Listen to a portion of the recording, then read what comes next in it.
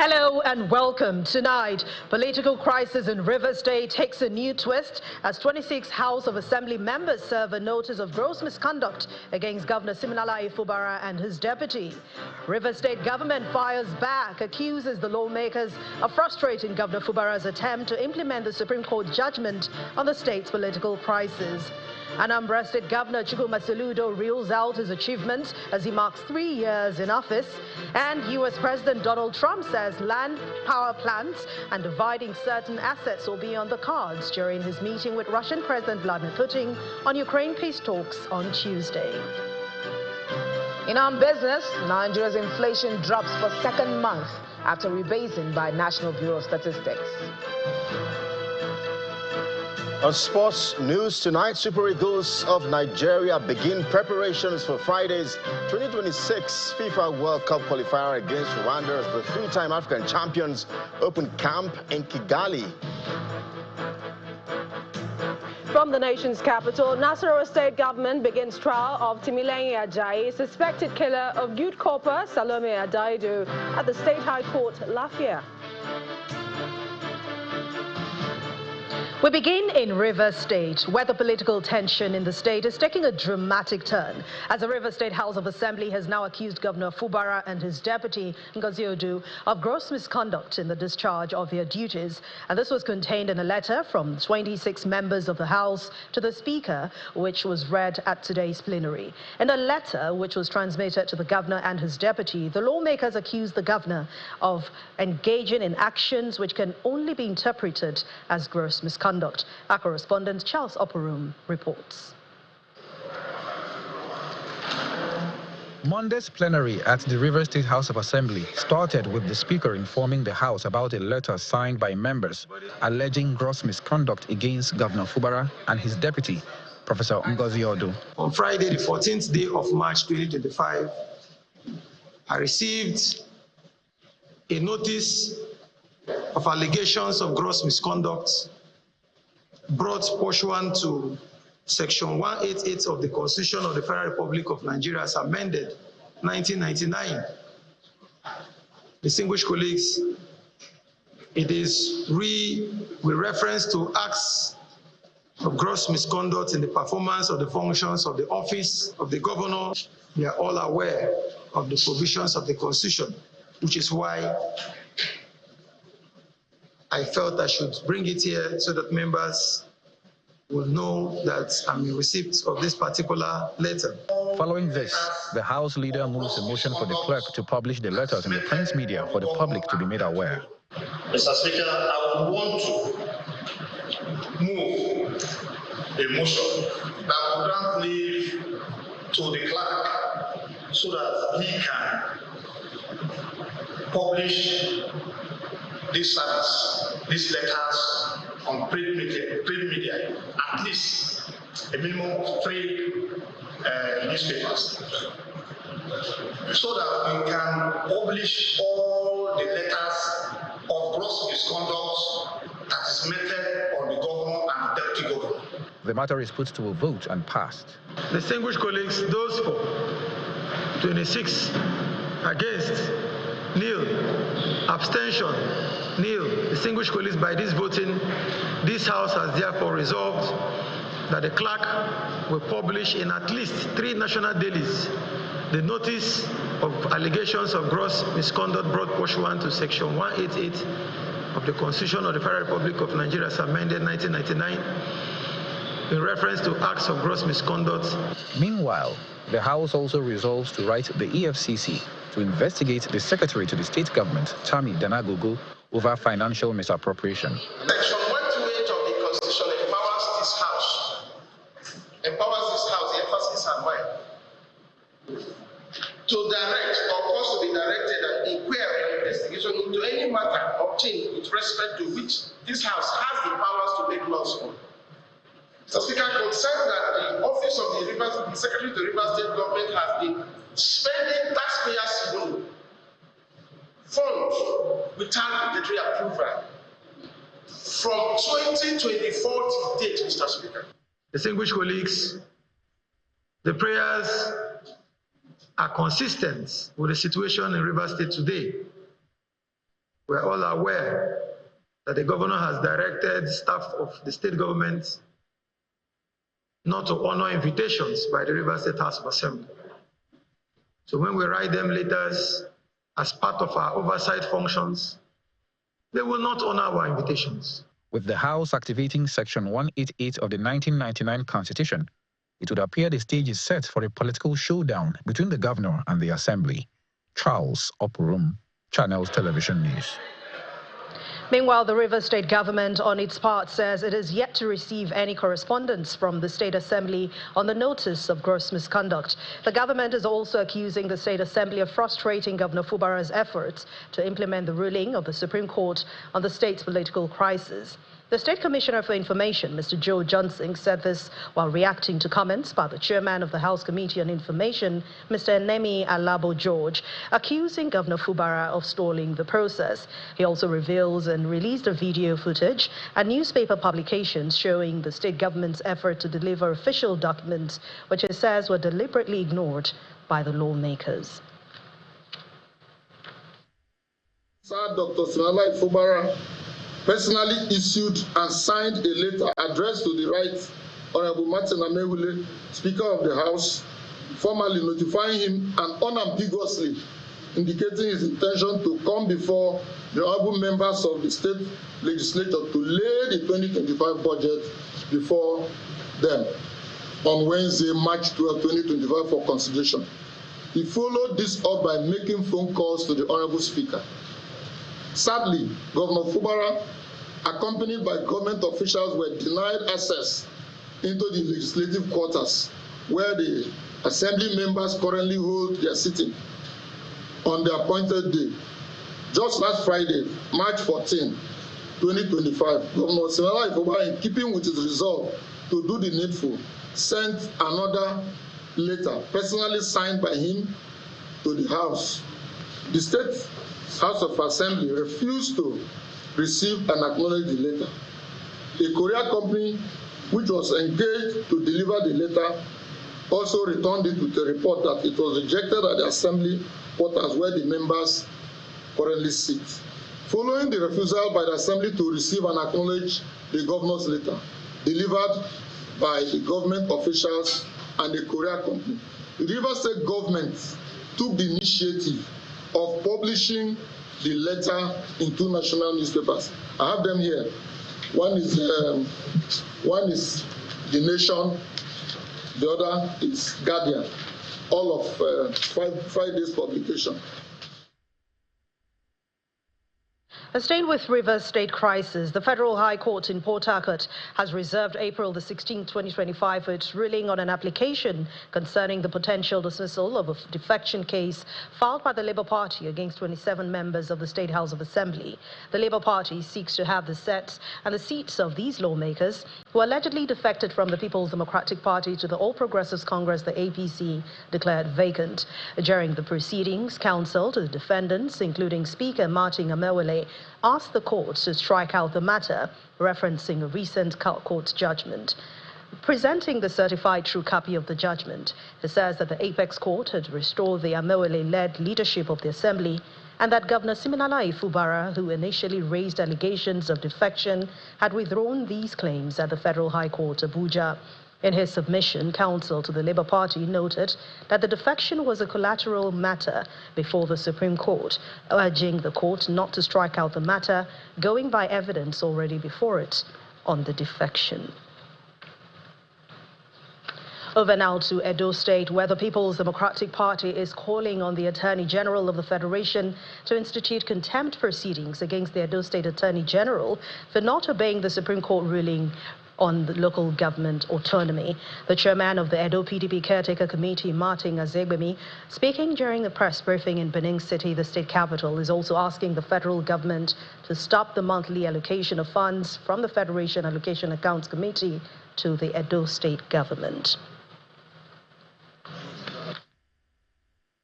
Why would an APC governor be the one to flout the directive or the desire of an APC president? We condemn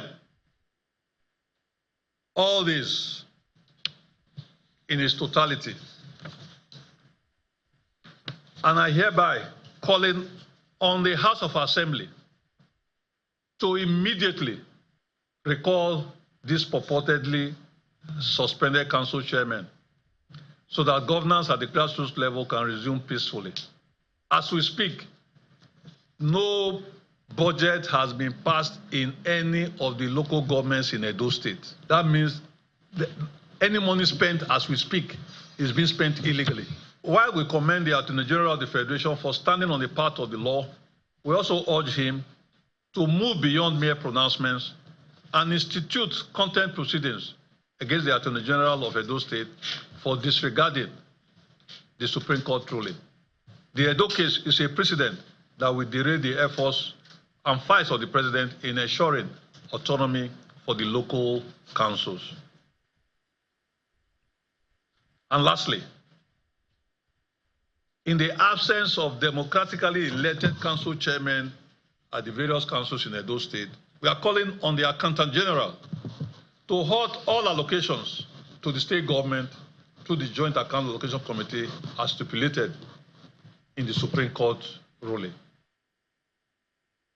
The governor of Anambra State, Chukwuma Soludo, is confident that his achievements in the last 3 years will put him in good standing for the state governorship election billed for November this year.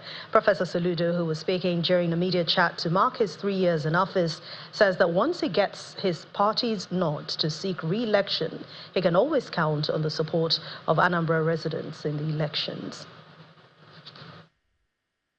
I get this. Some people write, they tell you 20 years. I laugh. It's 12 years. This one is 4 plus 4. That's what you see, rent in the air. Here in Anambra today, the good news for us is that when it comes to local elections, Anambra is predominantly, almost totally, an Apuga state. There will be an election, and if I am candidate, we'll be on the ballot. And then we'll ask who else is running. Which party is fielding candidates? Which party is fielding any candidate? I hear some people, some nights, they know. But, even some of those contestants, no, they can't win their ward. So you're not seeing any opposition? That's what you're saying? So far, unless the person will, the people, they will emerge. It will come down from where? But so far, I haven't heard of any. Meanwhile, the governor says that his administration has cleared the backlog of salaries and wages owed retired teachers and workers in the local government, running into billions of naira.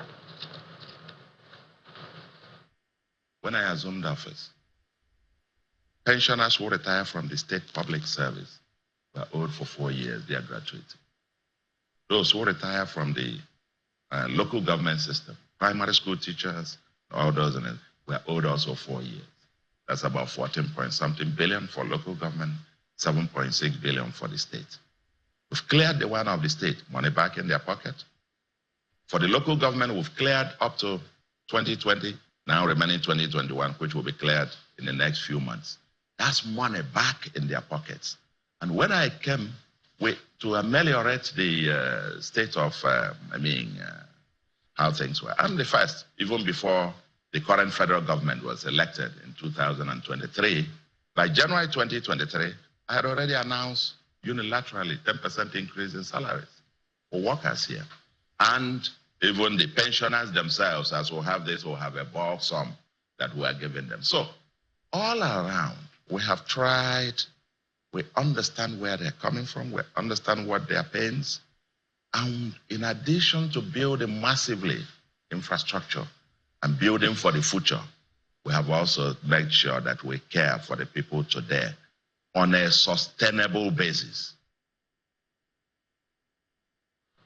In part 2, after the break, Federal High Court Ikoyi adjourns till May the 8th for a report of settlement between the EFCC and chairman of Honeywell Group, Obal Tudeko, and others. Please join us again. Welcome back. If you've just joined us, you're watching the news at 10 on Channels Television, broadcasting live from Lagos. A reminder of our top stories. Political crisis in River State takes a new twist as 26 House of Assembly members serve a notice of gross misconduct against Governor Siminalayi Fubara and his deputy. River State government fires back, accuses the lawmakers of frustrating Governor Fubara's attempt to implement the Supreme Court's judgment on the state's political crisis. Anambra State Governor Chukwuma Soludo reels out his achievements as he marks 3 years in office. And U.S. President Donald Trump says that land, power plants and dividing certain assets will be on the cards during the meeting with Russian President Vladimir Putin on Ukraine's peace talks on Tuesday.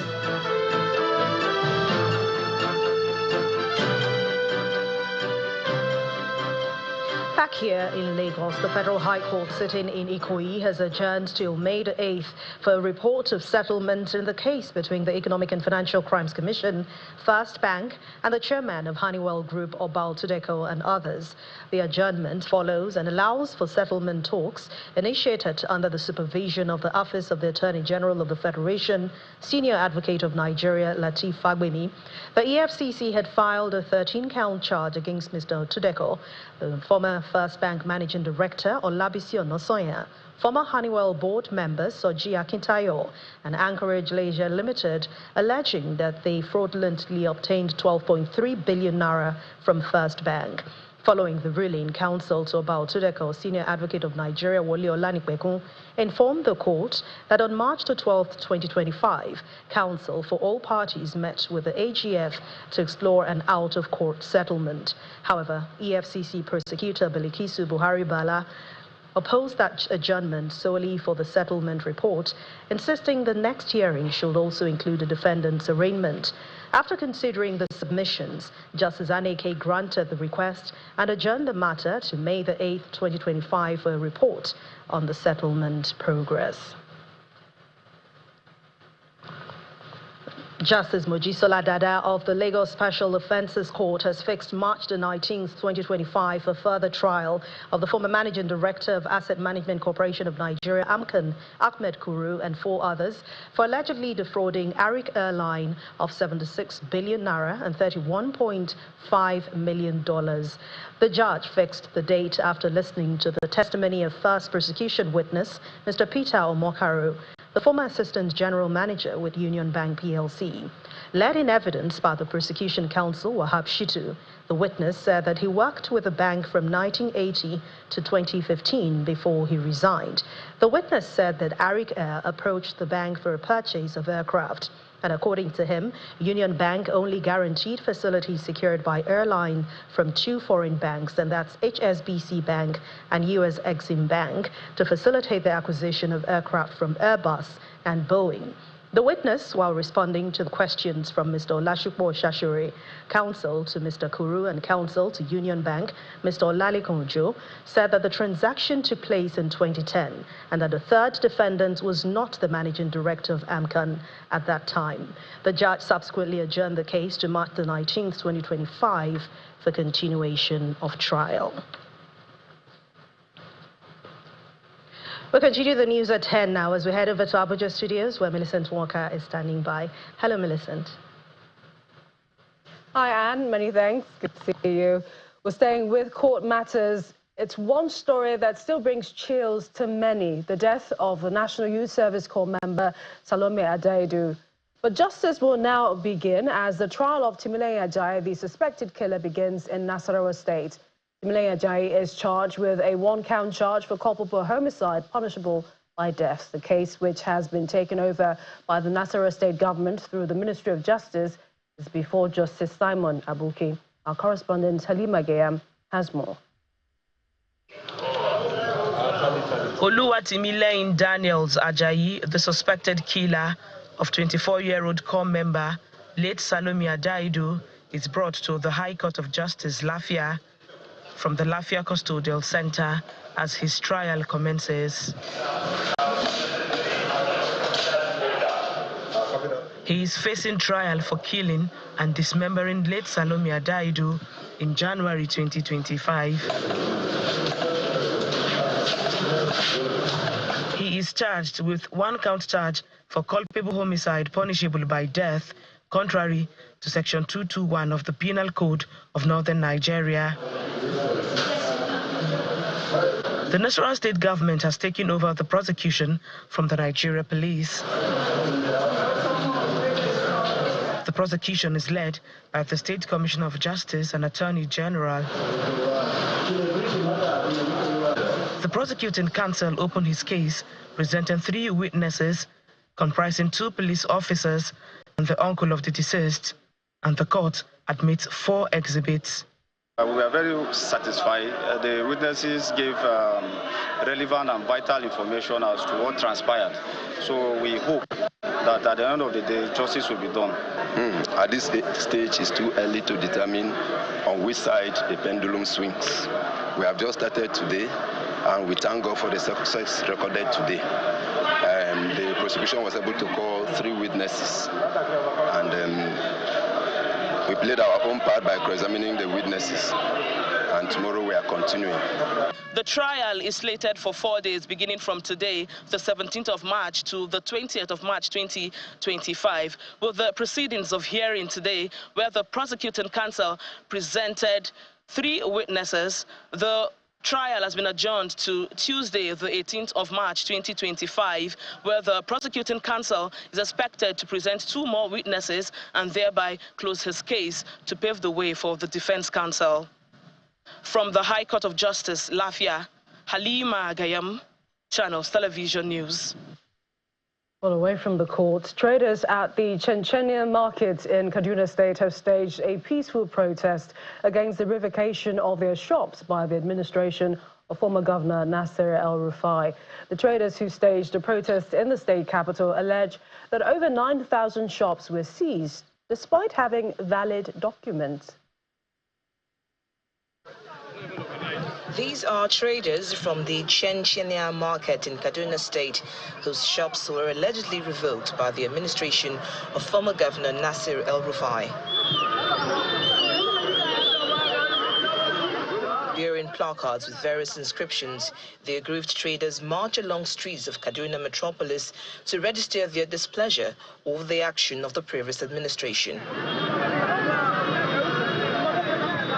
According to them, since their shops were taken over, they were left without any means of livelihood.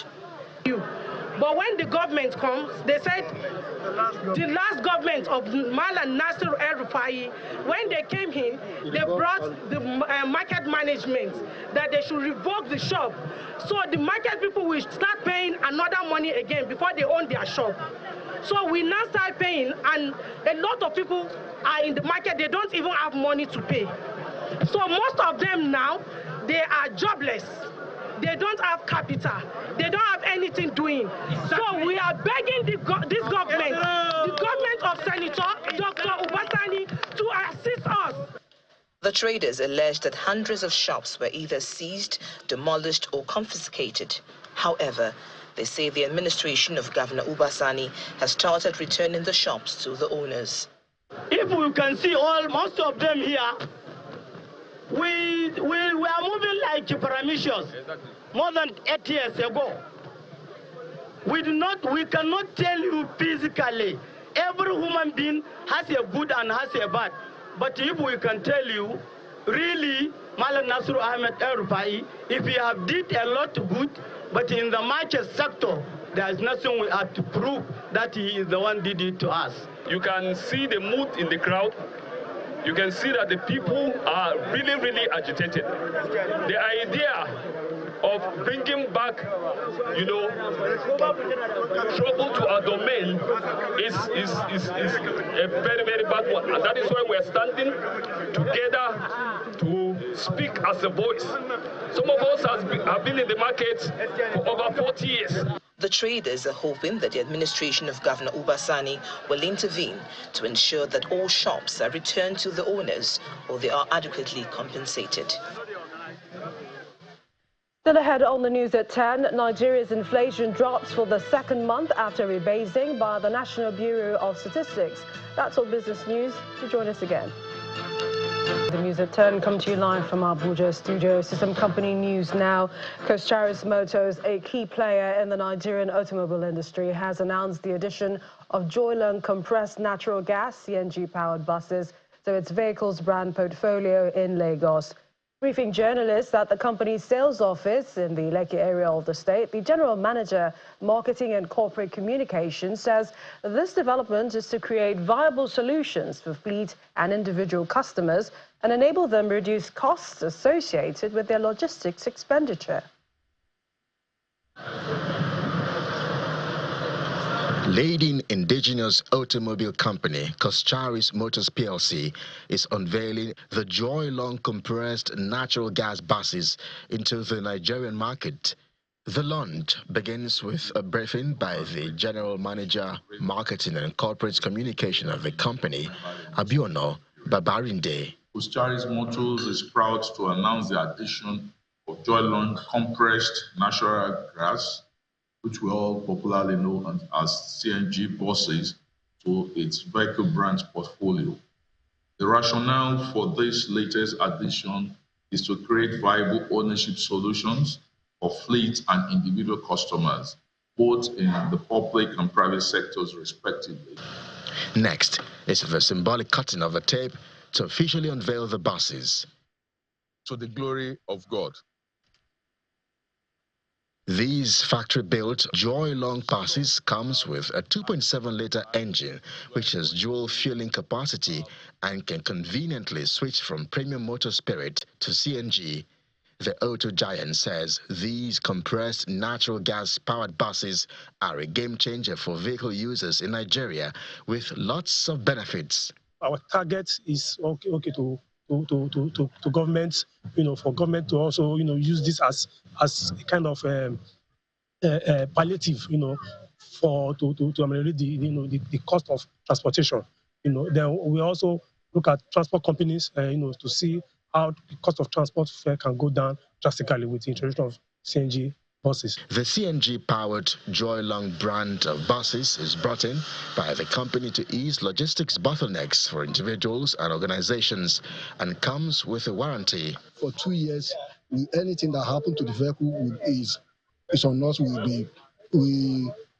are the one that will replace it for you. We are not the one to pay anything. That's what we call warranty. That's why Coscharis is there. Anywhere you can go and see Coscharis edition working on the CNG for you. Mr. Babarinde says that as a leader in the Nigerian automobile market, Coscharis Motors PLC is focused on satisfying the yearnings of its customers.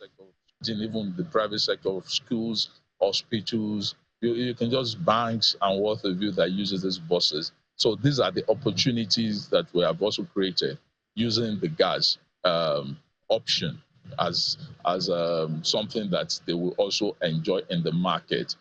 The auto giant says it currently has 18 seaters plus one driver space of the brand in the country, but would later hit the Nigerian market with other seating capacity buses.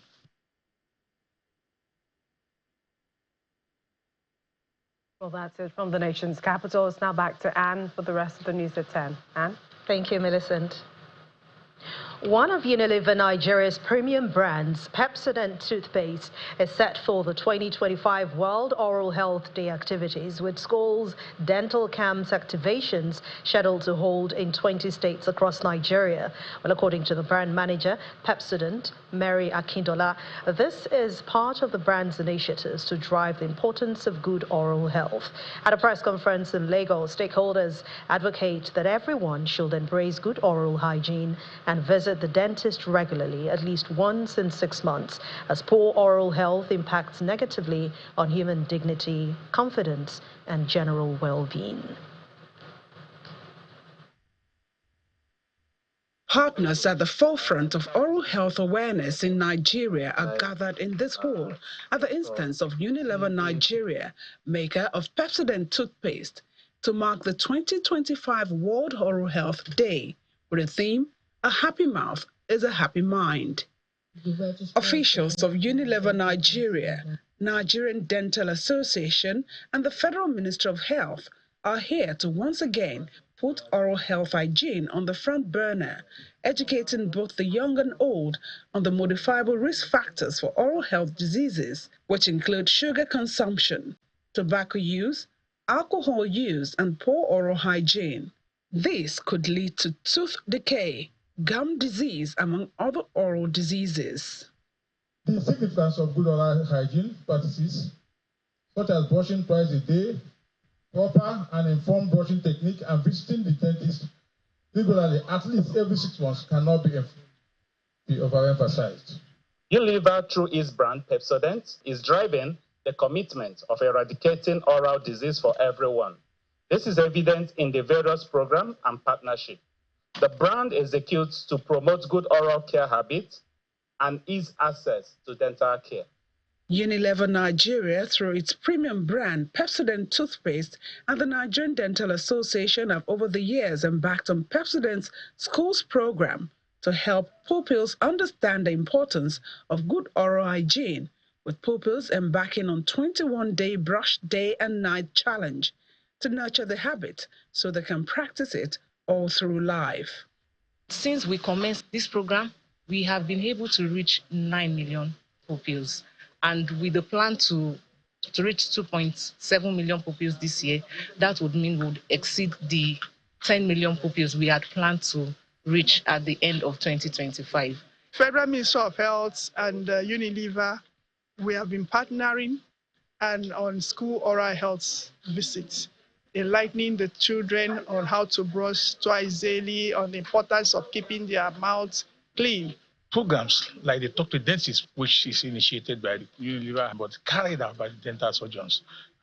This program has actually helped us to reach the unreached. As part of Pepsodent's 2025 World Oral Health Day activities, dental camp activations have been scheduled to begin on March 20 in 20 states across Nigeria.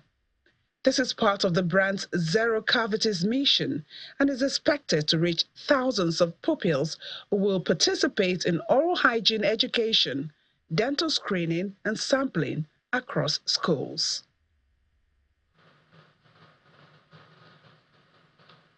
Well, Will Ibonga is set to tell us more about Nigeria's inflation rate and other stories from the world of business.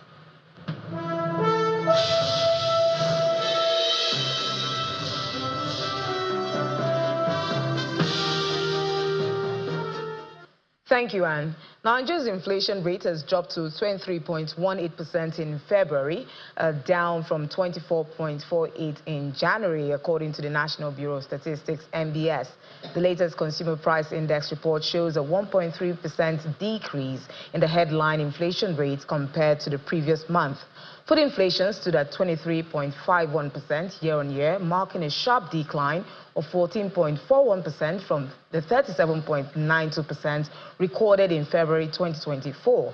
NBS attributes this significant drop to the recent change in the base year. Core inflation, which excludes volatile agricultural produce and energy prices, was recorded at 23.01% in February.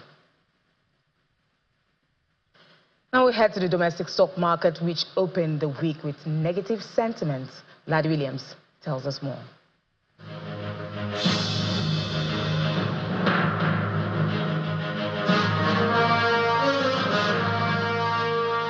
Welcome to the market close summary for the first trading day of the week. And we see from a 0.5% drop last week, profit taking flow straight into this trading day, 0.14% down, moving farther away from the 106,000 level for the all-share index.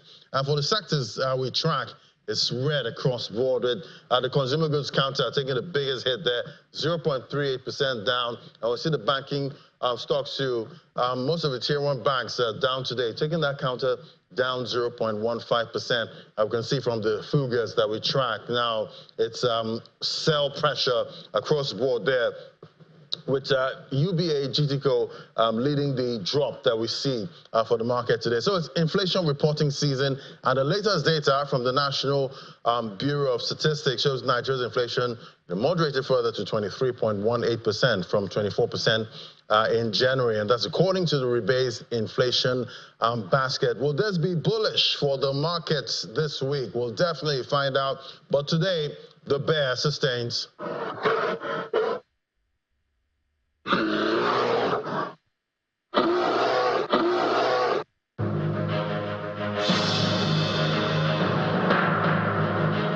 And that's it on business. It's back to Anne for the rest of the news at 10.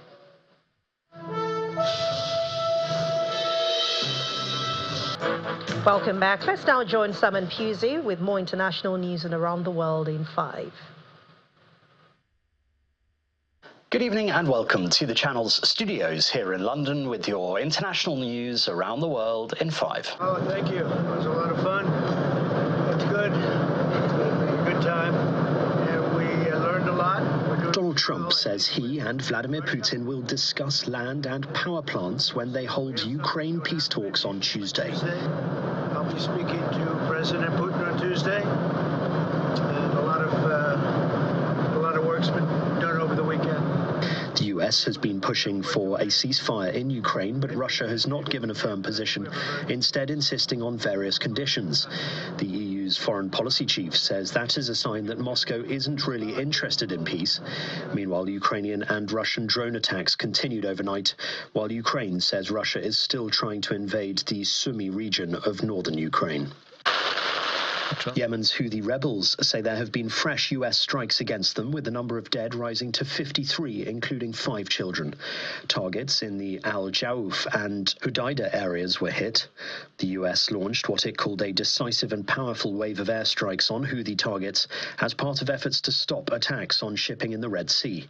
Washington says some other Houthi figures are among the dead, but the group has not confirmed this. Houthi leader Abdul Malik al-Houthi said his militants would target US ships in the Red Sea as long as the US continued its attacks on Yemen. This was an overwhelming response that actually targeted multiple Houthi leaders and took them out.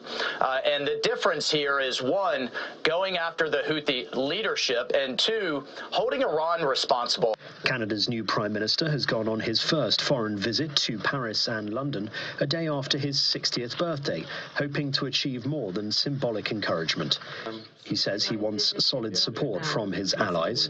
Not only is Canada being targeted like Europe by a raft of US tariffs, but Donald Trump is making it clear he wants to take over his northern neighbor.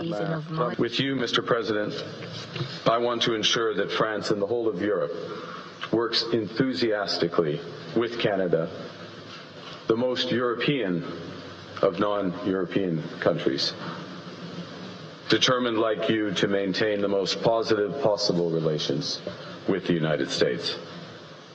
Canada is a reliable, trustworthy, and strong partner of France, which shares our values and lives them through action. More than 200 Venezuelans alleged by the White House to be gang members have been deported from the U.S. to a supermax prison in El Salvador, even as a U.S. judge blocked the removals. El Salvadorian president wrote on social media that 238 members of the Venezuelan gang Tren de Aragua had arrived in the Central American country, along with 23 members of the international MS-13 gang. A federal judge's order prevented the Trump administration from invoking a centuries-old wartime law to justify some of the deportations, but the flights had already departed. At least 40 people have died after tornadoes ripped through a swathe of the U.S. Midwest and South. Missouri bore the brunt of the twisters. At least 12 people have died in that state. Powerful winds in Texas and Kansas whipped up dust storms that resulted in vehicle pileups and a dozen deaths. The extreme weather, covering an area of the country that is home to more than 100 million people, fanned nearly 150 deadly wildfires in Oklahoma. Fatalities were also recorded in Arkansas, Alabama, and Mississippi. More than 320,000 people across the region have been without power since Sunday evening. A SpaceX capsule carrying a new crew has docked at the International Space Station, paving the way for astronauts Butch Wilmore and Suni Williams to come home. Live footage showed the SpaceX Crew Dragon docking with the ISS and opening a hatch, with the astronauts embracing and hugging their counterparts. The pair were due to be on the ISS for only 8 days, but because of technical issues with the experimental spacecraft they arrived on, they have been there for more than 9 months. The astronauts are due to begin their journey back to Earth later this week. And Dublin has turned green as thousands of people poured onto the streets for the St Patrick's Day parade. More than 500,000 revellers celebrated in the Irish capital. Included were more than 4,000 participants, including marching bands from around the world, performers, dancers and colourful and creative St Patrick's Day floats. Cities across the world also marked the occasion with their own parades and carnivals. And that's your international news around the world in 5. Now back to the Channel's studios in Lagos.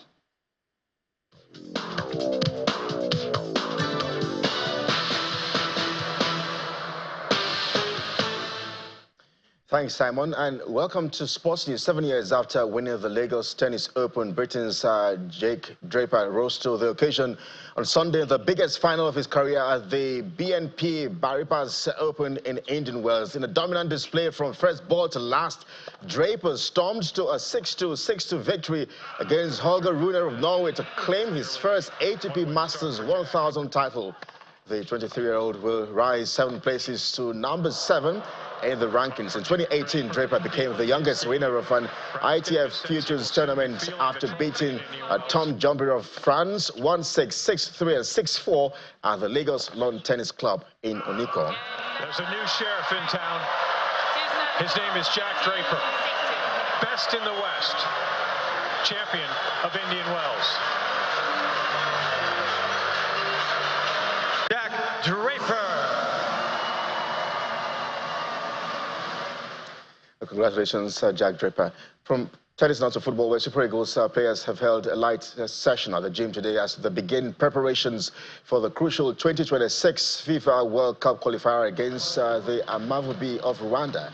6 players, we understand, are currently in the team's camp in Kigali. Officials say more players are expected to arrive tomorrow as the 3-time African champions will hold their first training session.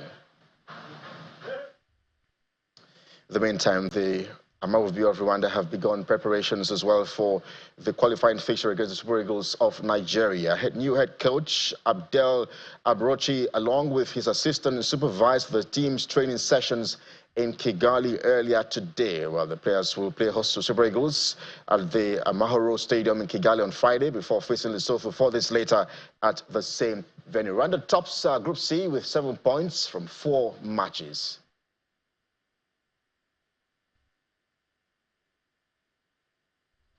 With that sports, I'm Kelly. Egiga is back to Anne.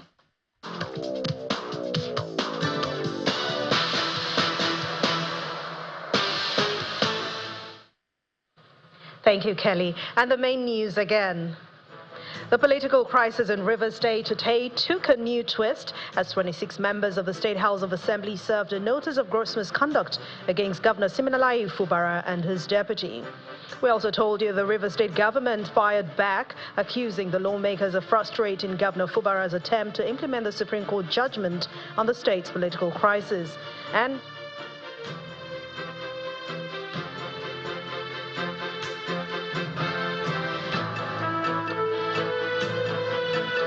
that's the news at 10 tonight. Thank you so much for watching. I'm Anne Nwawadu. Have a wonderful night rest.